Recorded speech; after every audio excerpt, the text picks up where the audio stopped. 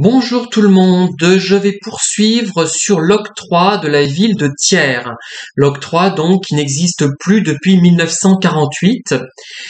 Et mes différentes vidéos vous ont donné l'occasion de réentendre des noms oubliés pour certains, mais qui peuvent faire écho dans votre esprit s'il s'agit de membres de votre famille, par exemple, ou de noms de maires de Thiers. Hein.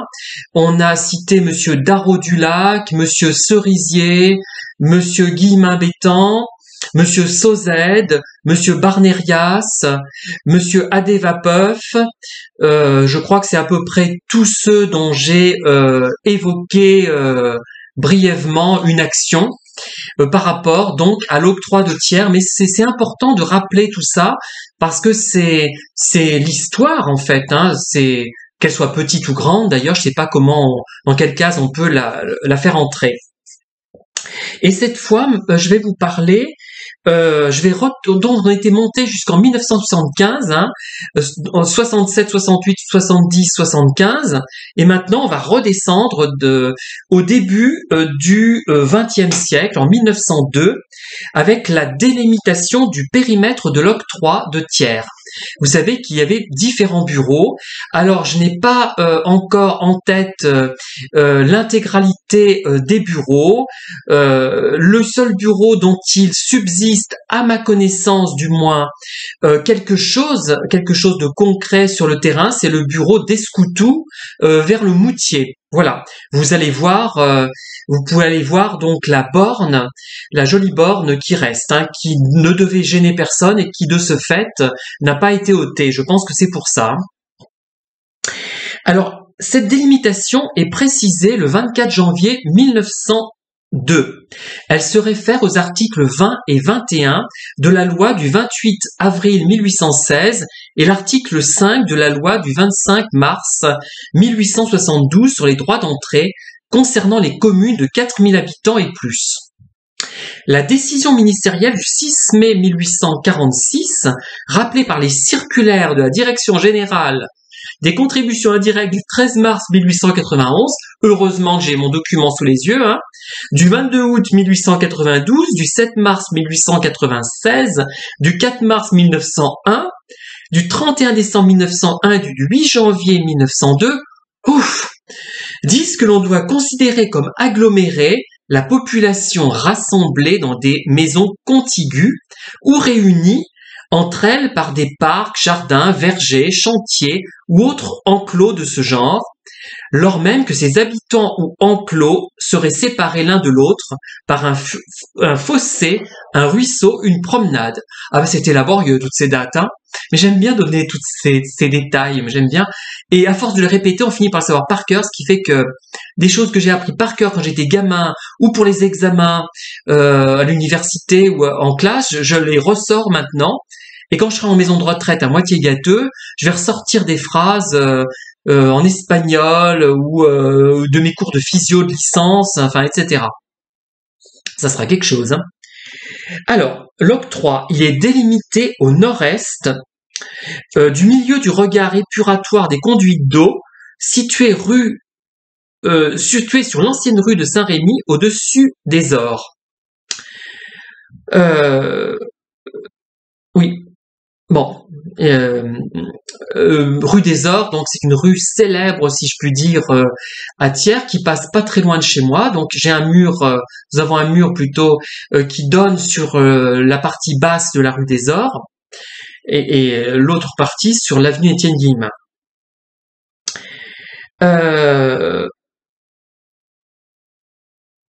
Bon, c'est pas très, cette phrase me laisse un peu pantois, mais bon, bref, je vais pas la répéter parce que il faut vraiment que je reprenne tout ce que j'ai fait depuis le début pour affiner les choses, hein, et pour vous expliquer les termes techniques du domaine du bâtiment, hein, voilà.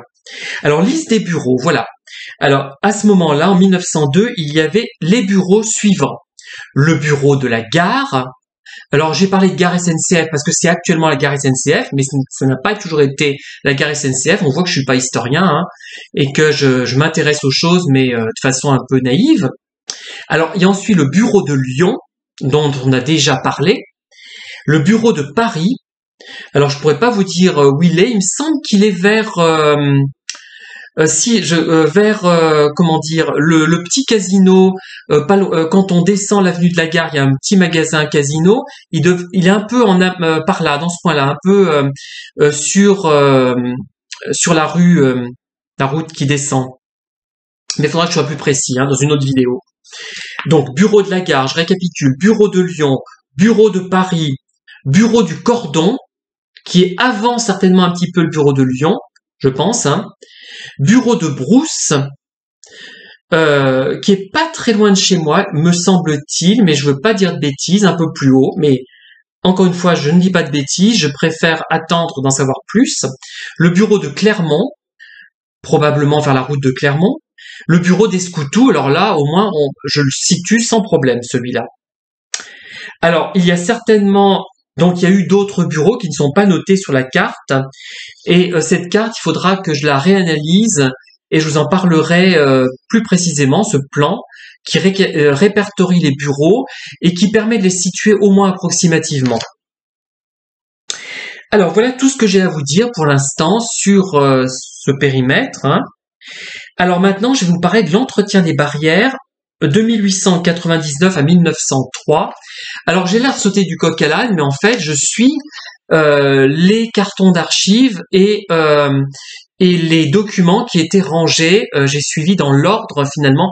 Il y a une certaine chronologie, mais rien n'est parfait et les documents sont rangés tant bien que mal finalement.